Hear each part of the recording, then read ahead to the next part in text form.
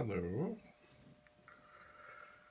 So, here we are inside the Commodore PET 2001, 2001 8K version. And these sockets, that brown stuff you can see on the circuit board is indeed chocolate. Yuck. So I cannot imagine that any of this is good for making good connections, which is why things have started to go downhill. And as you can see, the RAM chip up here has also been affected. It has. So I'm going to very carefully remove everything from here, set it down so I know exactly from where it came.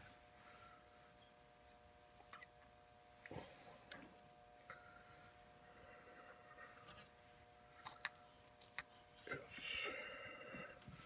Now, what I have here is called Electrosolve Contact Cleaner for Electronics, Zero Residue. I pondered about getting the stuff that had silicon, but I did not. So I am zapping.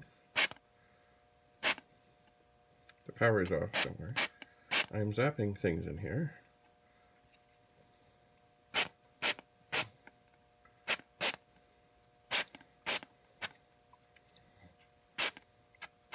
And I don't know if it will make the chocolate get soft, but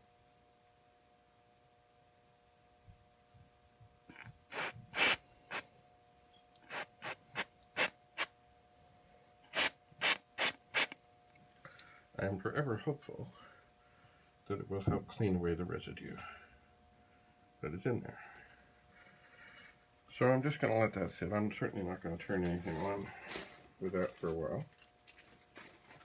I did get some other sockets on this adventure. I couldn't get 20. I really wanted to get regular 22 pin sockets. They didn't really have them. They had some more exotic and more expensive ones that may actually serve me quite well. Let's see if I could just get it out of the bag. This, I will get it, okay, it's out of the bag. I will set it down here. This is a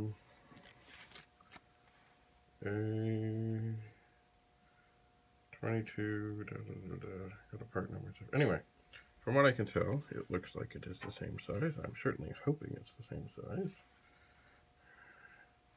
It's supposed to be the same size. And when I take a RAM chip over here and line it up, it does seem to be. This has really, really, really strong pins. And I suppose what I would like to happen is I would like the cleaner, which is now, I can see there's certainly stuff in there, maybe, for some of the extra that really isn't where it needs to be, or isn't doing anything, so it's just sitting on the board there. Oops. Perhaps this would not be a bad time to take a Q-tip to the area and pick some of it up, because it really doesn't. Well, I don't know if that picked any. I guess it looked a little bit less wet.